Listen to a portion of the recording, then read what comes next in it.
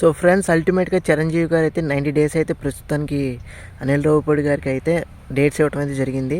యాక్చువల్గా మే నుంచి అక్టోబర్ లోపల ఈ సినిమా కంప్లీట్గా పూర్తి చేసుకొని అన్నీ ఫుల్ ఫ్లెడ్జ్డ్గా ఈ సినిమా అయితే సంక్రాంతికి విడుదల చేద్దామని అయితే టీం అనుకుంటున్నారని తెలుస్తుంది మనకి.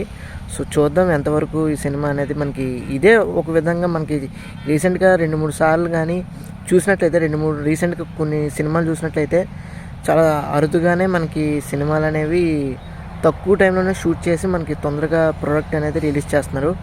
సో అదేవిధంగా ఈ సినిమా కూడా తొందరగా షూట్ చేసుకొని సినిమాని అయితే సంక్రాంతికి విడుదల చేద్దామని ఫిక్స్ అయ్యారనమాట టీం, అనిల్ రావిపూడి టీం అనమాట. సో ఖచ్చితంగా సినిమా అయితే బ్లాక్ బస్టర్ అందుకోబోతుంది.